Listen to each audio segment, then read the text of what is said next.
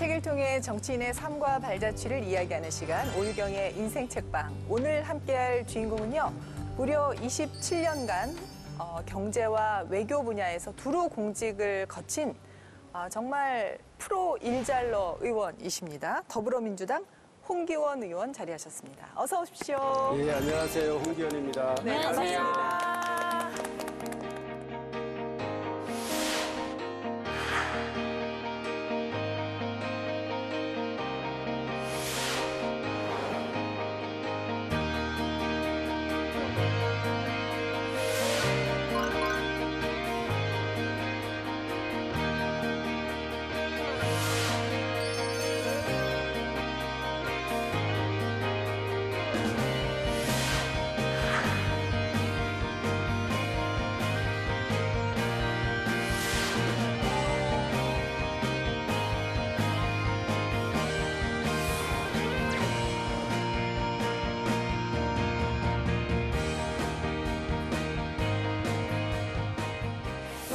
통상 외교 전문가, 정말 정부 부처 안에 소중한 찐 전문가신데 외교관 출신들은요 보통 영입되는 경우가 많으시거든요. 네, 저희 경우는 영입한 데가 없었고요.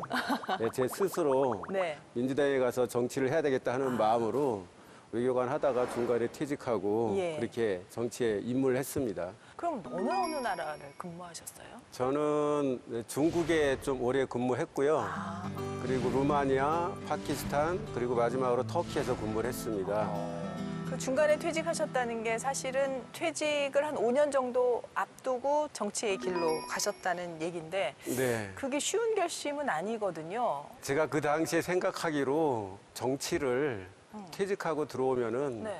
그거는 좀 인생의 이모작 비슷하게 하는 것 같은 느낌이 들었어요. 예. 네, 저는 그런 선택보다는 주도적으로 정치를 해야 되겠다 하는 그런 의지가 좀 강했습니다. 좀 더 진지한 마음으로 예. 하셨다는 말씀이시네요. 그리고 제가 의원님 뒷조사를 좀 하다 보니까 좀 재밌는 걸 발견하게 됐어요. 뭐요? 그 인터넷 백과사전에 보면은 네. 이제 의원님의 뭐 수상 내역 이런 것들이 확 이렇게 소개가 돼 있는데 그 옆에 셀카를 잘 못 찍습니다라는 문구가 있어서 아니 그래요? 도대체 셀카를 얼마나 못 찍길래 그런 말씀을 하셨을까 하고 제가 사진을 이렇게 준비를 했는데 아니 어떻게 하면 이런 구도의 셀카를 찍을 수 있는 건가요, 의원님? 저는 네. 그게 못 찍은 셀카라고 생각을 안 했었는데 네. 그런 지적을 많이 받아서 사실 제일 아래 그 사진은 네. 그걸 염두에 두고 찍은 겁니다. 그래서 제 딸이 저 네. 셀카 찍을 때 얼굴이 가운데 나오게 찍으면 안 된다고 지적받고 옆으로 찍은 건데 그것도 못 찍은 셀카에 들어가네요. 아니, 그러니까 지금 가장 마지막 사진이 안 그래도 예. 좀 제일 낫더라고요. 예, 이게 예. 따님의 코치를 받은 사진이군요. 일단 셀카를 찍을 때 이렇게 하면서 엄마들은 막 이렇게 누르시잖아요. 근데 그렇게 안 하고 요렇게 가운데에다가 액기 손가락을 이용해서 이런 식으로 해서 앞부분만 착착 눌러주시면 되는데 예, 앞으로 열심히 노력해서 네. 좀 더 이렇게 잡는 잘 요거 찍도록 꼭 하겠습니다. 기억해 주세요, 네. 의원님. 아시겠죠? 네. 아니, 근데 뭐 보좌진들이 셀카 금지령을 내릴 정도임에도 불구하고 계속 셀카를 시도하는 뭐 이유가 있으신 거예요? 저희가 SNS 페북에 포스팅을 하는데 네. 제가 혼자 있을 때 그렇죠. 예, 특히 업무적인 게 아닌 내 개인의 일상에 관한 거는 제가 혼자 찍을 수밖에 없더라고요. 네. 그래서 이제 계속 찍게 되는데 아무튼 좀 더 잘 찍도록 노력하겠습니다. 의원님이 이제 사실 소통을 위해서 SNS 활발하게 하셔야 되기 때문에 이 기술이 조금 느시면 훨씬 더 좋은 반응을 얻으실 수 있을 것 같아서 제가 끝나고 좀 공부를 더 시켜드리겠습니다. 그리고 의원님 알겠습니다. 위에서 아래로 찍어야 더 잘 나온다 그러더라고요. 자, 우리 홍기원 의원님의 인생책은 노무현 전 대통령의 사후자서전입니다. 운명이다라는 책인데요. 저는 이 사후자서전이라는 말도 이번에 처음 들었어요. 예, 어떤 책입니까? 네, 이 책은 고 노무현 대통령의 서거 1주기를 맞아서 네. 나온 스스로 쓰지 않은 자서전이라는 부제가 붙어 있는데요. 네. 노무현 대통령이 생전에 남기셨던 저서, 또 뭐 메모, 편지, 기록들을 네. 일목요연하게 정리를 해서 노무현 대통령의 일대기를 쭉 그려내고 있는데요. 그러려면 이 자서전을 쓴 사람이 누구인가가 굉장히 중요하잖아요. 그렇죠. 그분이 정말 믿음직한 분입니다. 전 보건복지부 장관 현재 작가인 유시민 작가님. 야. 유시민 작가가 2009년 8월부터 네. 또 2010년 2월까지 6개월 동안 이 집필 작업에만 매달렸던 거예요. 그만큼 글 잘 쓰기로 유명한 유시민 작가님이 노무현 대통령의 네. 이 이야기를 담아내고 있으니까 읽는 사람으로 하여금 또 굉장히 감동적인 마음을 만들어내기도 합니다. 이 운명이다라는 책을 인생책으로 선정한 이유가 있으세요? 저희 경우 이제 80년대 격동의 시기에 대학을 다녔거든요. 네. 근데 이제 고시 보고 공무원으로서 굉장히 좀 편안한 삶을 살아왔는데 사실 내심으로는 좀 동시대인에 대한 또는 사회에 대한 그런 마음의 빛 같은 게 있었습니다. 그러셨군요. 근데 그런 과정 중에 운명이다 노무현 대통령의 자서전을 읽고 앞으로의 인생에 대해서 많이 생각하는 계기가 되었고요. 이 책을 읽고서 그 이후에 노무현 대통령의 여러 다른 책들 또는 다큐멘터리를 읽게 되었고 나아가서 문재인 대통령의 운명이라는 책도 읽으면서 저의 향후의 미래에 대한 그런 생각을 많이 가졌고 결국 제가 정치에 입문하는 데 있어서 가장 큰 영향을 준 책이다. 그리고 앞으로 제가 정치를 하는 데 있어서 네. 가장 마음에 두고 나아갈 책이다 하는 그런 생각을 갖고 있습니다. 그래서 예. 제가 인생 책으로 뽑았습니다. 인생책 맞네요. 그럼 우리 노무현 대통령의 생애에 대해서 이번에 좀 한번 정리를 하고 넘어가 볼까요? 네, 노무현 전 대통령은 1946년에 경남 김해에서 태어났고요. 네. 또 부산상업고등학교를 졸업한 후에는 1975년 제17회 사법시험에 합격을 해서 네. 대전지방법원 판사로 재직을 했습니다. 이듬해 부산에서 변호사를 개업해서 돈 잘 버는 변호사로 활동을 하다가 네. 이 불임 사건의 변론을 맡은 일을 계기로 인권 변호사로 활동을 시작하게 됐습니다. 노무현 전 대통령이 정치에 입문한 건 당시 통일민주당 김영삼 총재의 제의를 받아서 1988년 제13대 국회의원 선거에 출마를 해서 국회의원에 당선이 돼서부터인데요. 이 당시 제5공화국 청문회에서 이 당당하게 질의하는 모습이 화제가 되면서 청문회의 스타로 명성을 떨쳤습니다. 네. 하지만 1990년에 3당 합당에 반대하면서 김영삼 총재와 결별하게 되고 네.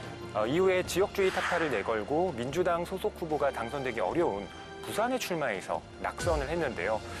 국민의 정부에서는 해양수산부 장관을 역임하셨고 예. 2002년에 제16대 대통령 선거에 이 새천년 민주당 소속으로 출마를 해서 대통령으로 당선이 됐습니다. 2004년에 선거 관련 발언이 논란이 되면서 헌정사상 최초로 탄핵 소추를 당하기도 했는데요. 이후에 헌법재판소에 의해 기각이 됐고 안타깝게도 2009년 5월 23일 세상을 떠나셨습니다. 가난한 집 아들로 태어나서 대통령이 되기까지 사실 이 노무현 대통령이 맞이한 운명은 어떤 것이었는지 하나하나 살펴볼 텐데 이 운명이다라는 말은 노무현 대통령의 유서 가운데 한 대목이었습니다. 자, 이야기 속으로 또 들어가 보시죠. 자, 노무현의 운명입니다. 첫 번째, 운동 전문 변호사. 부산에서 정말 돈 잘 버는 변호사로 있다가 불임 사건을 만나서 달라지잖아요. 그 내용은 아마 영화로도 많은 분들이 보셔갖고 잘 알고 계실 것 같아요. 네. 운동 전문 변호사라는 말이 참 네. 인상 깊게 다가오는데 맞아요. 사실 요즘에는 이혼 전문 변호사가 참 많잖아요. 맞아요. 예, 근데 운동 전문 변호사라고 하는 건 네. 당시 이 운동권에 있던 분들을 전문적으로 변호해주는 그리고 이 정치적인 의식을 강하게 드러내는 네. 그런 변호사였는데 사실 노무현 대통령은 원래는 내가 그냥 변호사 일만 열심히 하면 되지 뭐 네. 그게 사회에 이바지하는 거 아니겠어? 라는 생각을 갖고 계셨는데 1981년 이제 9월에 네. 이 불임 사건이라는 게 터지게 됩니다. 네. 이게 뭔가 하면 당시 공안 정국이 이 부산 지역의 뭐 회사원이나 학생들이 모여서 사회과학 서적을 읽었는데 그게 체제를 전복하려는 어떤 움직임을 보였다. 그리고 그 책 자체가 너무나 불온한 것이었다라고 구속까지 한 사건이었는데요. 네. 보면 당시에 읽었던 책이 그 리영희 선생의 전환시대의 논의, 조세희 작가의 난장이가 써올린 작품, 네. 그리고 E.H. 카의 역사란 무엇인가예요. 저는 대학교 1학년 때 읽었던 책들이거든요. 네, 근데 당시에는 이것을 읽었다는 것만으로도 네. 그냥 체포를 했던 거죠. 여기에 대해서 사람들이 다들 납득을 할 수 없었는데, 네. 그러니까 이게 왜 불임 사건이라고 불리게 됐냐면 같은 해 7월에 이 서울의 항림다방이 있잖아요. 네. 예, 그 항림다방에서 비슷한 사건이 일어났던 겁니다. 그래서 이것을 항림 사건이라고 불렸어요. 그런데 비슷한 사건이 부산에도 일어났으니까 네. 이것은 부산의 항림 사건이다라고 해서 불임 사건이라는 이름으로 불리게 된 거죠. 그리고 여기에 이 노무현 대통령이 변호에 이제 참여를 하게 되면서 네. 본격적으로 운동 전문 변호사의 길을 걷게 되는 겁니다. 네. 불임 사건을 맡으면서 사실은 그동안은 좀 이제 변호사도 되고 했으니까 돈 버는 데 좀 집중을 하시다가 사회에 이렇게 문제 바라보는 그런 계기가 되잖아요. 사실 이 사건을 맡은 것도 본인이 스스로 원해서 한 게 아니고 마지못해서 우연찮게 맡은 거였거든요. 그렇죠. 네. 당시 부산에서 소위 시국 사건을 변호했던 분들이 김광일 변호사나 다른 변호사가 있었는데 네. 그분들이 다른 사정으로 맡지 못하게 돼서 할 수 없이 맡아가지고 별 생각 없이 이 일을 변호했는데 네. 당시에 그 피의자들과 대화를 하면서 왜 이분들이 이러한 일을 하는지 또 얼마나 좋은 뜻을 갖고 있는지를 알게 되면서 상당히 감화를 받으면서 인생 항로가 바뀐 것 같습니다. 이게 쉽지 않잖아요. 쉽지 않죠. 자기가 익숙한 길을 버리고 새로운 길을 간다는 거, 네. 눈앞이 안 보이는 길을 간다는 거. 맞아요. 권진영 씨도 한 번쯤은 있을 것 같은데. 저 있죠. 왜냐면 이제 예. 제가 김숙 씨, 송은희 씨, 이영자 씨 이런 분들과 네. 친했었잖아요. 그렇죠. 근데 이제 결혼이라는 길을 다른 길을 가게 먼저 되니까 해야 돼, 결혼을. 그렇다고 결혼을 안 하면 이제 다시는 기회가 안 올 것만 같아요. 이 남자가 결혼을 하자고 해필이면 오서방이 그랬으니까. 어. 근데 또 결혼을 하자니 여기 재밌게 놀던 언니들인데 그렇지, 어. 이 언니들한테 배신을 하는 것 같은 그런 느낌이에요. 근데 이제 또 가족이 개입되니까 아니다 너 지금 이제 결혼 안 하면 못 한다 이래가지고 결혼했거든요 언니. 예. 그리고 약간 조금 뭐랄까 나와는 다른 길을 걷는다고 이제 언니들이 생각을 그치, 하시니까 그치, 그럴 수 거리가 조금 예전만큼은 가깝지 않고 멀어진 것 같아서 싱글 라이프와 네. 또 커플의 그렇지. 삶은 그 다르니까. 부분에 대해서는 조금 서운한 부분도 생기더라고요. 네. 그렇죠. 현명한 결정을 하셨네. 그- 저도 노무현 예. 대통령이 그동안 자기가 누리고 있는 거 그리고 향후에 누릴 수 있는 거를 다 포기하고 그 네. 험한 길로 대의를 위해서 가는 그 모습에서 저를 돌아보면서 예, 저도 소위 기득권 이런 걸 내려놓고 좀 험한 좀 더 국민이나 국가나 또는 지역을 위해서 할 수 있는 일 해봐야 되겠다는 그러한 좀 용기를 갖는데 큰 계기가 됐던 거죠. 가장 그 보람 있다 뭐 이런 순간이 있으셨습니까? 평택에서 국회의원 하면서 받은 조그만 민원을 네. 열심히 이제 해결하기 위해서 노력하다가 결국에는 이제 법을 2개를 고쳤어요. 신도시를 개발하면은 원주민들이 새로운 입주권을 받아요. 네. 거기에 소위 딱지라고 하는 건데 그거를 누군가에게 팔지 않습니까? 많은 사람들이 그래서 사는데 그런 거래는 과거에는 다 관행적으로 합법으로 인정을 해줬어요. 네. 근데 2017년에 대법원에서 그거를 무효로 판결을 했습니다. 그런 상황이 벌어지니까 소위 브로커들이 예. 그걸 팔았던 원주민들한테 가서 좀 꼬드기는 거죠. 이게 무효가 됐으니 당신이 소송을 제기하면 땅을 찾아올 수 있다. 근데 그 땅값은 이미 많이 올랐잖아요. 예.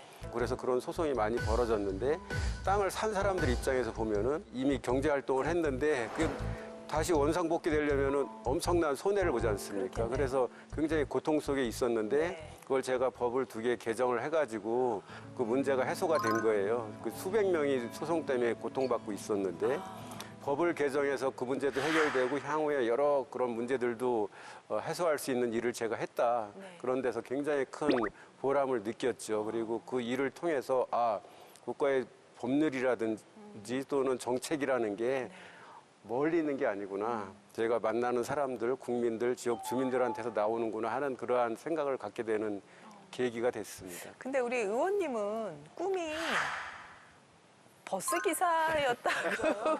사실입니까? 예, 중고등학교 때 그런 생각을 가졌었는데 네. 버스로 통학을 했거든요, 학교를. 근데 정말 엄청난 만원 버스였어요. 네. 너무 많은 승객들이 대기하고 있는데 차가 꽉 차면은 버스 기사가 이 중앙선을 넘어가요. 그럼 차가 확 쏠리는데 그럼 사람들이 한쪽으로 몰리고 이쪽에 공간이 남습니다. 네. 그렇게 해서 태우고 또 저희 학생들 같은 경우는 이제 가방이 크니까 차 타기가 힘든데 그러면 버스 창문을 열고 안에 있는 사람들한테 가방 주고 그 다음에 몸을 밀어놓고 이렇게 차장이 있었잖아요. 네, 그래서 매달려서 밀어넣죠. 가고 네. 그렇게 하면서 학교를 매일 다니다 보니까 의원님 저는 그런 적도 있었어요. 차장이 못 탔어요. 차장이 못 타갖고 막 못 탔다고 하니까 다음 차 타고 와요. 막 우리가 그러고. 예, 요즘은 이제 그런 차장이 적도 없지만 있어요. 예. 제가 학교 다닐 때는 차장이 다 있었고 그런 네. 역할을 했거든요. 그래서 예.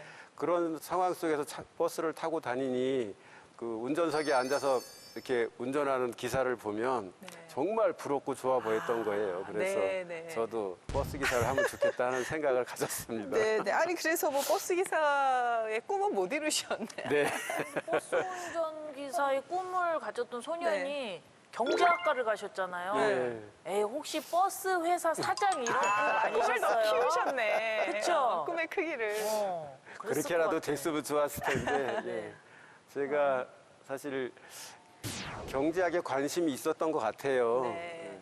학교 다니면서도 만족을 했고 근데 어느 날 제 고등학교 동창한테 나는 왜 내가 경제학과 갔는지 잘 모르겠어 그랬더니 그 친구가 예. 저한테 얘기해 주는 거예요. 네. 아, 너 학교 다닐 때 맨날 한 얘기가 나는 인생에 있어서 크게 세 가지 의문이 있다. 첫 번째가 우주에 끝이 있는지, 우와. 예. 두 번째는 사람이 세포로 구성돼 있잖아요. 네, 네. 세포는 분자로 구성돼 있고 분자는 또 원자로 구성돼 있고 더 이렇게 깊이 들어가는데 도대체 그게 어떻게 해서 우리 사람이 됐고 우리가 어떻게 이렇게 사람으로서 사는 건지 마지막이 이제 돈에 대한 건데 왜 돈을 주면 물건을 주고 어떨 때는 물건값이 올라가고 떨어지고 하는지 그게 궁금하다. 그게 이제 경제 아닙니까? 그렇죠. 예, 근데 아마 제가 문과여서 그 우주나 또는 이런 사람에 대한 과를 선택하지 않고 아마 경제학과를 선택한 것 같다고 그렇게 얘기를 했습니다. 근데 의원님 좀 특별한 게 재경직으로 네. 행정고시를 합격하셨더라고요. 저는 외교관이라서 당연히 외시를 보셨을 거라고 생각했거든요. 근데 행정고시 합격하시고 중간에 외교부로 소속을 바꾸셨어요. 굉장히 독특한 맞습니다. 제가 이제 대학을 졸업할 무렵에 네네. 졸업하면 무슨 일을 하고 살까 고민하다가 네. 당시에 가장 우리 경제 발전에 큰 역할을 했던 경제기획원이 있었는데 예. 거기에 들어가서 대한민국 경제 발전에 기여하는 경제 전문가로 살고 싶다 하는 생각으로 행정고시 그중에서도 이제 재경직을 재경직을. 했고 예. 운이 좋아서 합격을 해서 경제기획원에 들어갔습니다. 예. 또 경제기획원과 재무부가 합쳐져 가지고 재정경제원이 된 거예요. 예. 그래서 재정경제원에서 일하게 됐는데 그 시기에 1997년 말에 우리나라가 금융위기가 와서 소위 IMF 사태가 벌어졌는데 네. 경제를 총괄하고 있던 재정경제원이 네. 우리나라 IMF 사태의 주범이다 해가지고 그때 재경원이 여러 개의 조직으로 분할이 됐는데 네. 제가 통상 업무를 하면서 고민을 했었죠. 앞으로 내가 길을 어디로 잡을지를. 근데 향후에는 이제 전문가의 시대가 올 거다. 예. 그리고 통상이 제가 일을 해보니까 전문성이 충분히 있는 그런 분야다 해서 네네. 통상 업무를 총괄하게 된 외교통상부. 지금은 외교부지만 외교통상부로 그렇죠.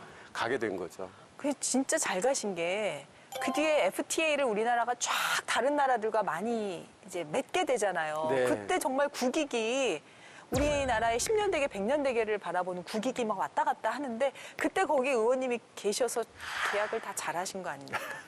예, 맞습니다. 잘 예. 아시는 대로 네네. 우리나라는 수출로 또는 무역으로 먹고 사는 그리고 발전한 나라지 않습니까? 네네. 우리가 무역 대국인데 지금 세계 한 8위 정도 하거든요. 예. 그때 거기에 크게 기여한 것이 FTA라고 생각을 그렇죠. 하고요. 네. 제가 운이 좋아서 외교부에서 FTA 과장으로 3년을 일하면서 여러 나라와의 FTA 협상에 참여를 했고 네. 협상 타결이나 또는 진전을 이루는데 조금이라도 기여를 한 거를 제 인생의 큰 보람으로 생각하고 있습니다. 그럼 의원님 협상하실 때 힘들었던 점은 없으셨어요? 사실 그 FTA 협상은 굉장히 힘들고 어려운 협상입니다. 여러 협상 중에서도 통상을 하는 사람들끼리는 잘 압니다.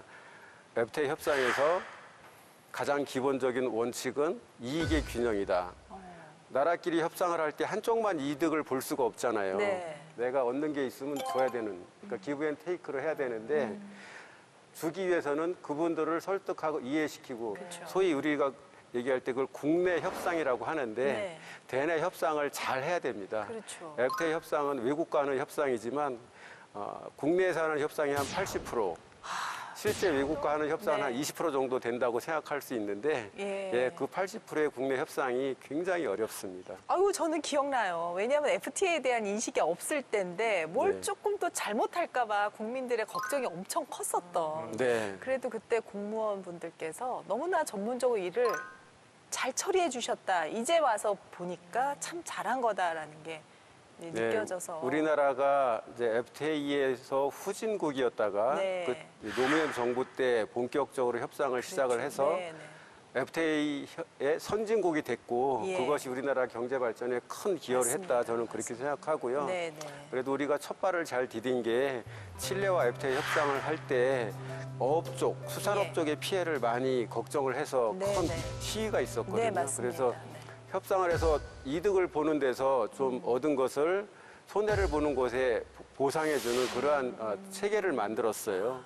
그래서 그런 부분들이 잘 극복이 됐다고 생각합니다. 그 의원님이 FTA 그 많은 나라들하고 할 때 계속 거기 전문가로 참여하신 거예요? 그렇죠. 제가 EU, 호주, 뉴질랜드, 페루, 콜롬비아 등등 여러 나라들과 협상을 했었고 그 전후에도 좀 관련 지어서 일을 했습니다. 제가 찐 전문가라고 한 이유가 바로 여기 있습니다.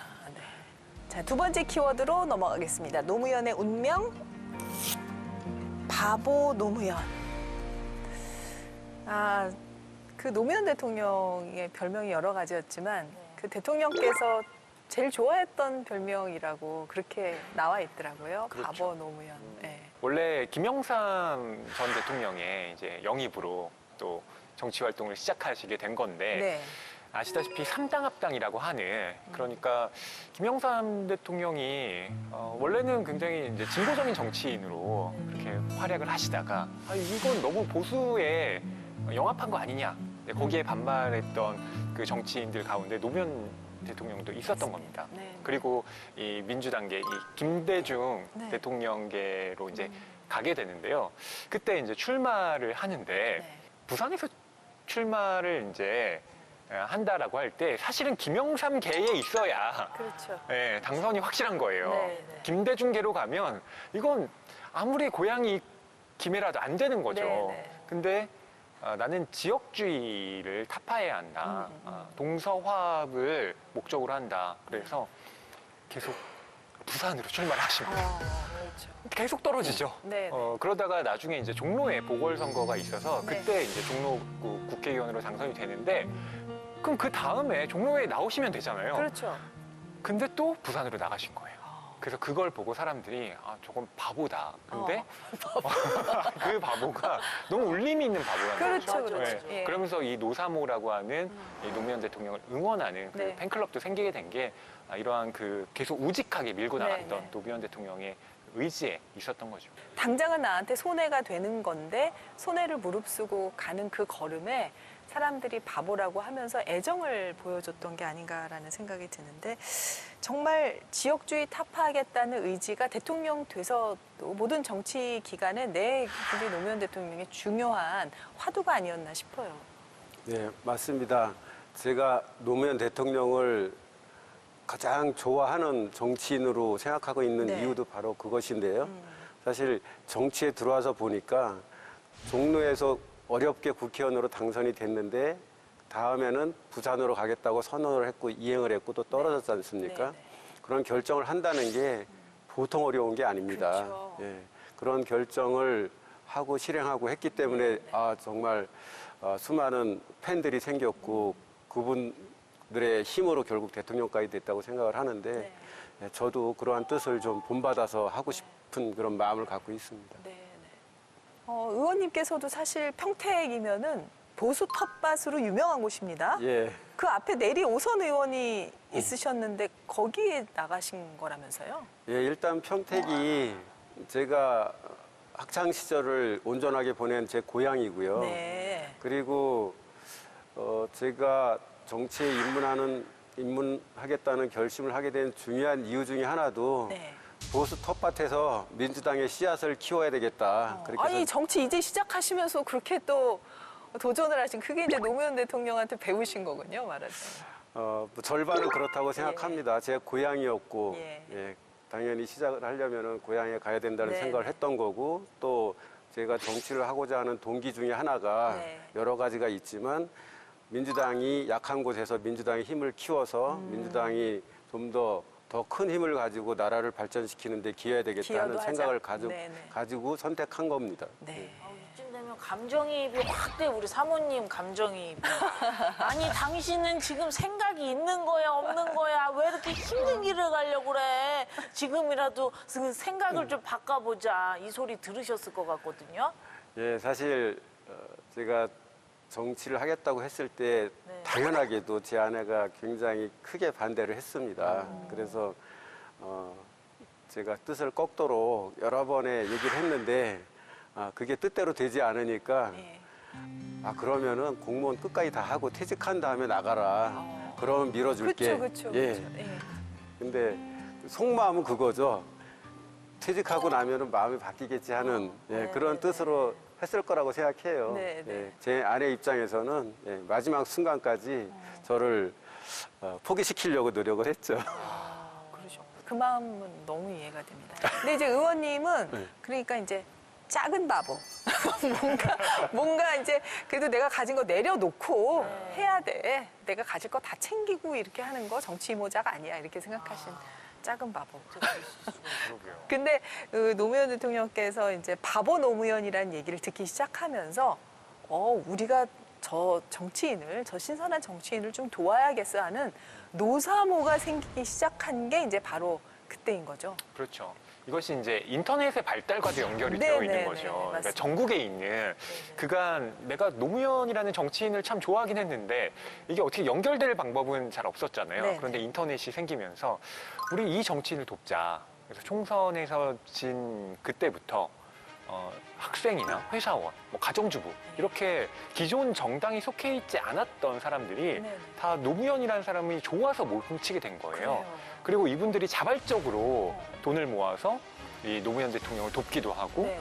또 이 기성의 이제 언론들이 노무현 대통령에 대한 어떤 비난 여론을 쏟아낼 때 또 네. 인터넷에서 그것을 방어하면서 또 노력하기도 하고 그러니까 이게 어떤 정치인이 조직해서 만든 그런 네. 팬클럽이 아니라 자발적으로 자발적이죠. 예, 심지어 그것도 연령과 어떤 뭐 다른 그 지역이나 이런 것들에 구애받지 않고 사람들이 다 같이 모였다는 게 네네. 굉장히 놀라운 네네. 그런 모임이라고 할 수 있습니다. 최근에는 뭐 팬덤 정치라고 해서 또 좀 비난받고 과하다라는 비판도 많이 받지만 당시에 정치 혁명 같은 일이었었던 것 같고 그때 노사모의 활동들이 참 신선하게 다가왔던 그런 시기였던 것 같은데 이 활동이 정치사에 남긴 영향도 참 적지 않을 것 같아요. 그렇죠. 노사모는 대한민국 정치사에 있어서 최초의 정치인 팬클럽이었지 맞습니다. 않습니까? 네네. 그리고 지금은 이제 그런 팬덤 정치에 대해서 비판도 많이 있는데 네. 당시에 노사모는 노무현을 알리기 위한, 네. 노무현을 키우기 위한 그런 활동을 했지 맞습니다. 노무현을 반대하거나 노무현의 비판적인 사람에 대해서 그런 반대 운동을 하지 않았습니다. 그렇기 때문에 우리 정치 발전에 있어서 굉장히 의미 있는 큰 역할을 했다고 그게 생각합니다. 굉장히 중요한 부분이네요. 예, 선순환을 하는 네. 그 팬클럽이었다. 예, 지금은 팬클럽이 많은데 그 팬클럽 중에 일부는 안티 활동을 그렇죠, 굉장히 안티 강하게 활동. 하지 않습니까? 그건 좀안 했으면 그런 좋겠네. 부분은 좀 아쉽죠. 우리 의원님은 이렇게 전공법 인터뷰에 상당히 강하십니다. 지금까지 같습니다. 굉장히 흔들림 없이 하셨는데 이건 흠잡을 안 되겠- 데가 없었어요. 이거 갖고 안 네. 되겠어요. 예, 조금 우리 권진영 씨가 좀 네. 해주시죠. 그래서 준비했습니다. 네. 너무 지금 우직하시고 반듯하신 모습만 보여주시기 네, 네. 때문에 제가 이제 의원님의 숨겨진 매력을 좀 끄집어내기 네. 위해서 양자택일 밸런스 게임 준비했습니다. 의원님 이런 시간 있는지 모르셨죠? 몰랐어요. 네, 걱정하지 마십시오. 그냥 두 가지 중에 한 가지만 찍어주시면 네. 됩니다. 네. 네, 첫 번째 질문입니다. 만약에 다시 태어나신다면 셀카 잘 찍는 홍기원 대 어떻게 찍어도 잘생긴 정우성. 하나, 둘, 셋. 두 번째입니다. 그러실 줄 알았어요. 아니, 이렇게 쉬운 네. 질문을 준비하셨어요? 그래도 의원님은 그래도 작은 바보시기 때문에 나는 그래도 나는 홍견이 좋아. 그럴 수 있겠다. 선택하겠습니다 이럴 줄 알았거든요. 왜 그래. 정우성을 선택하셨나요, 네. 의원님? 제가 좀 저 자신에 대한 그런 콤플렉스 이런 게 오랜 세월이 있었어요. 아니 어디가 콤플렉스가 있다는 거예요? 뭐 지금은 소위 출세한 뭐가 돼 있는 걸로 보이지만 네. 제가 뭐 생긴 모습이나 또는 키나 또는 제 성격이나 또 제가 잘하는 게 하나도 없다. 잘하는 의원님도 없다고요? 이런 콤플렉스를 평생을 갖고 살았습니다. 아니 의원님이 잘하는 게 하나도 없다고 생각하시면 저는 정말 막 살아야 돼요. 아유, 그 사람들을 즐겁게 하는데 아주 탁월한 재능을 갖고 있잖아요. 감사합니다, 의원님. 네. 두 번째 질문 드릴게요. 끝까지 응원해 주시는 노사모 같은 지지자 대 노무현 전 대통령의 연설 능력. 하나, 둘, 셋. 1번이요. 1번. 지지자. 끝까지 응원해주는 노사모 같은 지지자. 네. 홍사모. 홍사모 만들어 질만도 합니다. 오늘을 계기로 만들어지고 좋겠습니다. 예, 정치인은 혼자 하는 게 아니고 예. 지지해주는 사람들이 있기 때문에 하는 거라는 거를 아주 절실하게 느낍니다. 예. 근데 노사모와 같은 그런 지지자가 생기려면 정말 그런 분들이 지지할 수 있는 그런 정치인이 돼야죠. 되실 것 같습니다. 의원님 화이팅! 감사합니다. 네. 세 번째 질문 드리겠습니다. 팩트 폭행 만렙 보좌진대 깐족깐족 돌려가는 만렙 보좌진. 하나, 둘, 셋. 1번이요. 1번 팩트 폭행 만렙 보좌진. 지금 보좌진이 약간 그런 예. 스타일일 것 같은데 어떠세요? 예, 저는 아주 운이 좋아가지고 네네. 우리 보좌진들 한 명 한 명이 네. 정말 출중한 능력을 갖고 있어서 예, 제가 일을 잘하는 사람으로 이렇게 평가받는데 큰 정말 혁혁한 그런 공을 세우고 있습니다. 의원님 셀카 못 찍으시니까 찍지 마세요. 이렇게 지금 찍고 있는 보좌진들이잖아요. 예, 네, 맞아요. 그러니까요. 자, 마지막 질문입니다. SNS를 보니까 의원님이 딸 바보라고 되어 있더라고요. 딸이 정치인과 교제를 한다고 하면 만약에 찬성한다 대 반대한다. 하나, 둘, 셋. 찬성입니다. 진짜요? 오. 왜요? 그거는 정치인이기 때문에 찬성하는 게 아니고 네. 딸의 선택이기 때문에 찬성입니다. 무조건 딸의 선택을 지지해 주시는 편이시군요. 예, 저는 뭐 이제 아들도 있고 딸도 있는데 네. 본인들이 선택한 인생을 살아가는 게 살아가는 걸 지지해 주는 게 제가 할 일이라고 생각합니다. 우문현답을 하셨어요. 아니, 그러면 지금 혹시 결혼 안 한 싱글 정치인들 많으시잖아요. 그렇죠. 네, 네. 맞아. 잘생긴 우리 장경태, 김남구, 저용기. 여기 다 오셨습니다. 이 잘생긴 꽃미남 정치인들 있잖아요. 그 중에 혹시 사위 삼고 싶은 의원님이 있다. 어느 편입니다. 아유, 없습니다. 왜요, 의원님? 제가 저 딸의 정치인 선택을 찬성한다고 한 거지 네. 정치인하고 만나는 거를 찬성하는 건 아닙니다. 딸의 선택이면 무조건 지지를 해주지만 예. 그러시군요. 예, 정치인 별로 이렇게 좋은 예. 의원님 어떻게 재미있으셨어요? 예. 대답 잘하셨습니다. 네, 솔직한 답변 감사합니다. 이제 끝났어요. 아유, 다행이네. 자, 그럼 이제 우리 다시 또 본 공부로 들어가겠습니다. 노무현의 운명. 차트 세 번째. 참여정부의 실패와 좌절. 사실 이 책의 서두에 보면 이건 실패의 기록이다라고 하면서 굉장히 솔직하게 인간적인 면모를 드러내셨잖아요. 네. 어떤 내용이었습니까? 그러니까 저도 이 노무현 정부를 네. 제가 딱 20살 때부터 경험하기 시작했거든요. 예. 그래서 저의 청춘의 시기와도 맞물려 있는데 그러네요. 그때 제가 대학에 입학하고 처음으로 나갔던 집회가 이라크 파병 반대 시위였어요. 그러니까 그게 굉장히 큰 사안이었고 당시 네. 대학 안에서도 네. 우리가 왜 남의 나라 전쟁에 우리의 젊은이들을 희생시키느냐 이런 반대가 참 많았거든요. 네.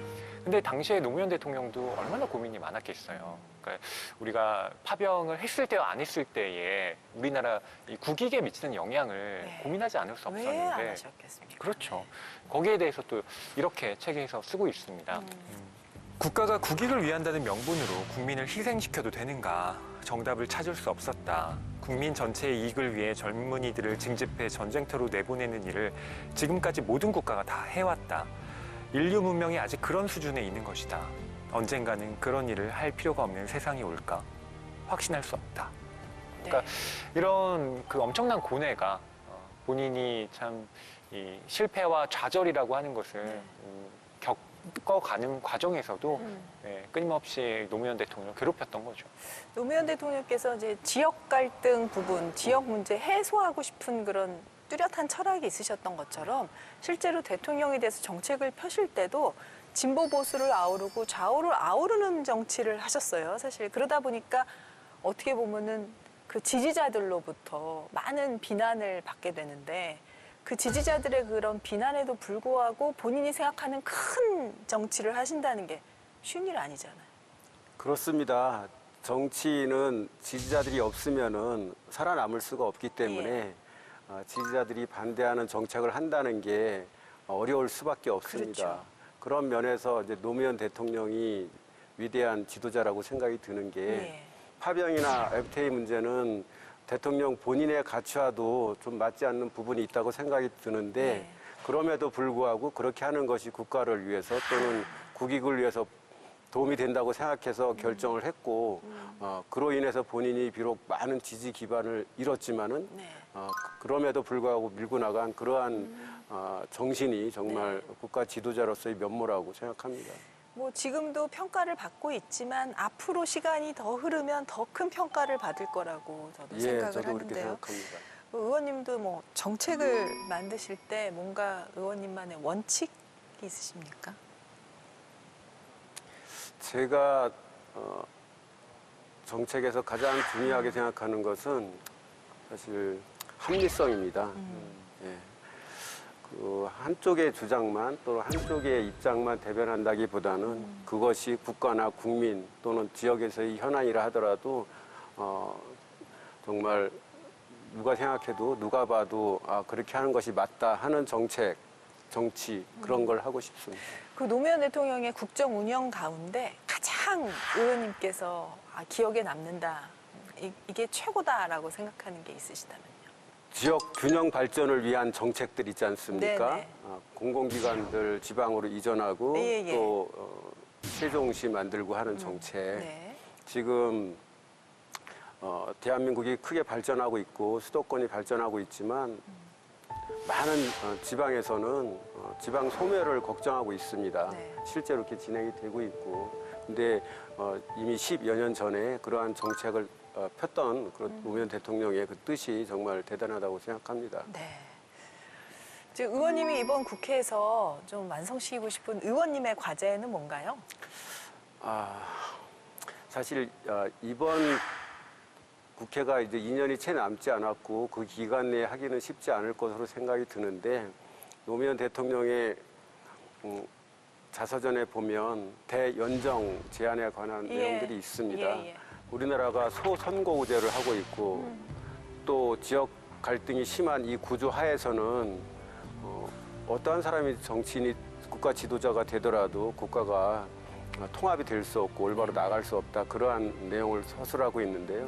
지역 간, 세대 간 대립하는 이 구도 하에서는 우리나라가 통합되기 어렵고 정치가 국민을 통합시키지 못한다면은 결국은 국가 발전에도 큰 타격이 되기 때문에 저는 통합의 정치를 할 수 있는 그러한 선거제도 또 정치 체제를 만드는데 좀 노력하고 싶습니다. 노무현 대통령이 진정성이 훌륭했던 것은 그때 이제 그 대연정을 한다는 것이 어떻게 보면 당시 여당에게 불리함에도 불구하고 대선거구제를 하자고 제안을 했던 건데. 예, 맞습니다.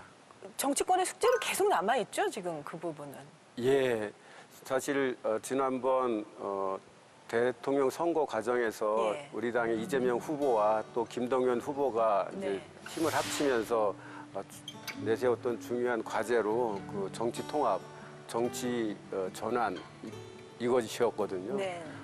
지금 우리 민주당 내에서도 이제 그런 노력을 계속 이어가자는 움직임이 있습니다. 네. 그렇지만 이게 여야 간의 이해가 엇갈릴 수도 있고 또 개인의 이익이 걸린 문제이기도 하기 그렇죠. 때문에 쉽지는 않겠지만은 네. 대의 명분상 또 우리 국가를 위해서는 반드시 해야 될 일이라고 생각하고 있습니다. 그런 부분이 우리가 노무현 대통령께 배워야 될 부분 아닐까 네, 싶습니다. 제가 정치인이 돼서 이 책을 다시 한번 읽으면서 네. 정말 노무현 대통령이 네. 정말로 뛰어난 분이었구나 하는 생각을 다시 한번 갖게 되는 구절이라고 보고 있어요. 예. 권재현 씨 의원님 만나뵌 소감이 어떤가요? 의원님이랑 얘기를 이렇게 해보니까 네. 또 한편의 자서전을 본 듯한 그런 느낌을 받았어요. 네. 또 의원님은 또 협상의 천재시잖아요. 네. 그러니까 우리 국민과 모든 분들이 좀 이렇게 화합할 수 있게 좀 협상을 잘할 수 있는 의원님으로 계속 좀 이렇게 노력해 주셨으면 그래요. 좋겠습니다. 예, 마음에 잘 새기고 하겠습니다. 아이고 화이팅입니다. 네. 네. 허위평론가 한 줄 평 부탁드릴게요. 네, 이 책의 한 줄 평은 이렇게 하겠습니다. 사람 사는 세상이 돌아오기를. 노무현 대통령이 참 좋아했던 이 구절이 사람 사는 세상인데 네. 민중가요 중에서 어머니라는 이 노래에 담겨 있어요. 예. 그래서 1988년에 13대 총선에 나갈 때 내걸었던 표어도 바로 사람 사는 세상입니다. 네, 그렇군요. 의원님 오늘 시청자분들께 하고 싶은 말씀 있으시면 좀 간단하게 해주시죠. 네, 국민 여러분, 우리 정치가 국민을 편안하게 하고 국민에게 기대를 갖게 하는 정치여야 하는데 오히려 국민이 정치를 걱정하게 하는 그러한 상황이 된 것 같아서 참으로 죄송하고 송구합니다. 앞으로 국민이 그러한 걱정을 덜고 정치가 국민을 위해서 일하는구나 하는 생각이 들 수 있도록 그런 마음가짐으로 열심히 노력하겠습니다. 감사합니다. 네, 지금 외국과의 아주 중요한 경제 통상 분야의 전문가가 지금 국회로 들어오셨습니다. 이제 국회 안에서도 그 전문성을 발휘하셔서 정말 통합의 정치 만들어 주시기를 기대해 보겠습니다. 예, 열심히 네, 의원님 하겠습니다. 감사합니다. 감사합니다.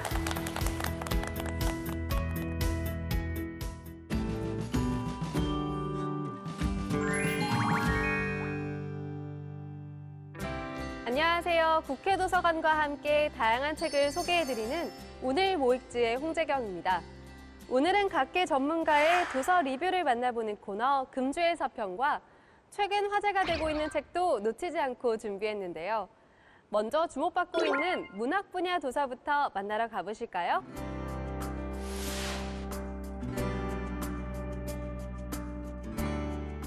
첫 번째로 떠난 후에 남겨진 것들을 소개합니다.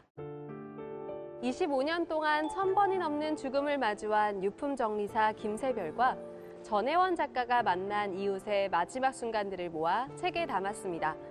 외로워서 더는 살 수 없다던 중년의 고독사, 막막한 현실에 맞서 고시원 단칸방에서 꿈을 키워가다 돌연사한 청년, 얼굴을 알아볼 수 없을 정도로 훼손된 자식의 시신을 끌어안고 우는 부모.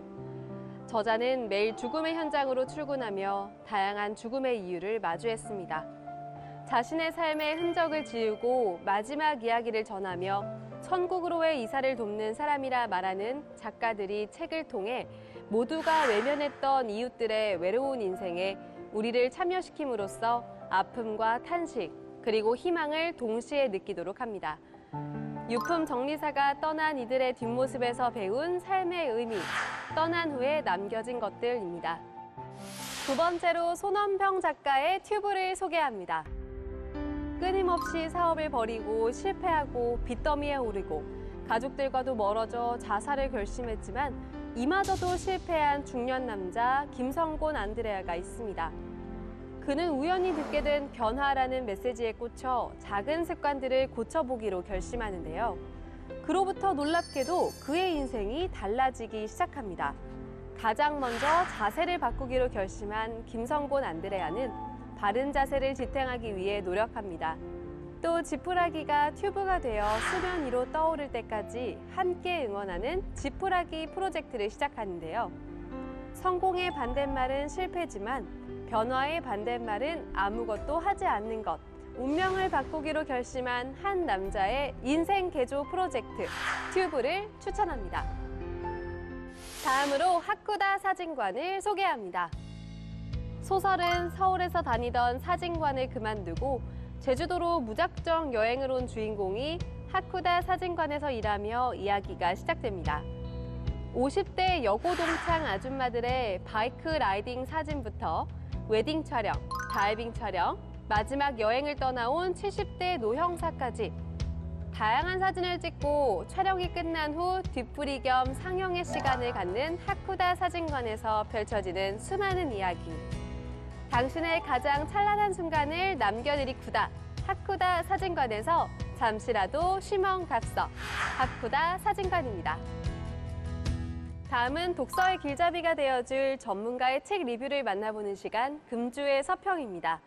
이번 주에는 어떤 서평이 준비되어 있는지 한번 알아볼까요?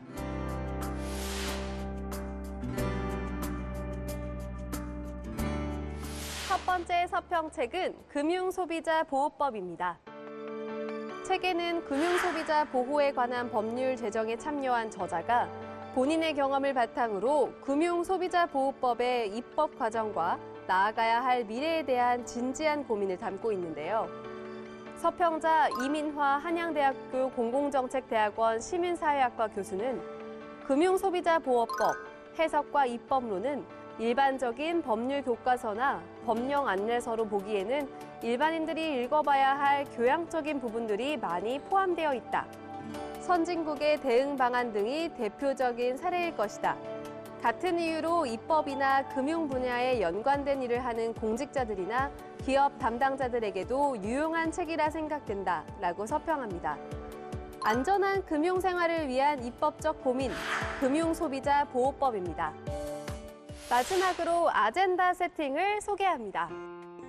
아젠다 세팅이란 의제 설정, 있는 그대로가 아닌 이해관계에 따른 의도된 이슈를 부각시키는 행위, 대중 심리를 조종하는 숨은 권력을 뜻하는데요.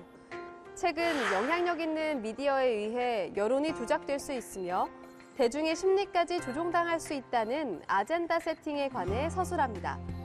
서평자 박현주 서울대학교 한국사회과학자료원 선임연구원은 본서를 통해 아젠다 세팅이 어떻게 작동하고 누가 설정하는지 그 맥락을 이해하게 되면 매스미디어에 의해 세팅된 세계가 아닌 진짜 세상을 바라보는 눈이 키워질 것이다 라고 서평합니다.